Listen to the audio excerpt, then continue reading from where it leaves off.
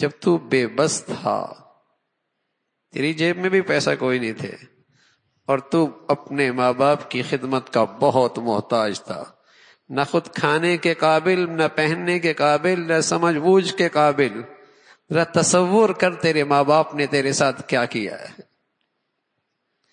تیری نیند نہ آنا ان کی نیندیں اڑ جایا کرتی تھیں، تیری تکلیف ان کی تکلیف بن جایا کرتی تھی، تیرا دکھ ان کا دکھ بن جایا کرتا تھا. تو بے آرام تو وہ بے آرام ہو جایا کرتے تھے. لیکن ساری گندگیاں، ساری تکلیفیں اٹھا کر بھی تجھے سینے سے لگاتے. اپنا سارا راحت و آرام قربان کس لیے؟ تیری خاطر.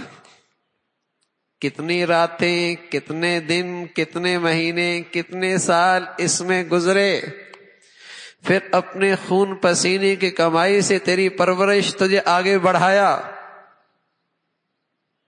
یہ نادان ہے، یہ بھول جاتا. ذرا قوت بازو کیا آ جائے، تھوڑی سی عقل و شعور میں جان کیا آ جائے، تھوڑا سا رگوں میں خون کیا آ جائے، تھوڑا سا ہڈیوں میں گودا کیا آ جائے، تھوڑا کاروبار کیا سنبھالنے لگ جائے، تھوڑا سا پیسے کیا جیب میں آ جائیں، اور ماں باپ بڑھاپے میں کیا چلے جائے، یہ نادان اپنے اوقات ہی بھول جاتا ہے.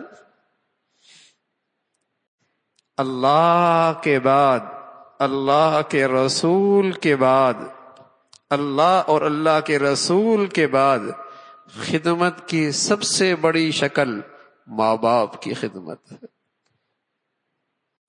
جب اللہ نے اپنا حق بتایا ایک جملہ کا، صرف ایک جملہ، اللہ تعبدوا الا ایہ، اور جب بات اماں ابا کی آئی کئی سارے جملے کہہ دیے، کندھے جھکا لے، لہجے میں نرمی لے آ، ان کے بڑھاپے کی رعایت رکھ، ان کی مزاج کی سختی کی رعایت رکھ، ان کا اصرار، ان کی ضد، اس پہ شفقت کھا، اف بھی نہ کہنا،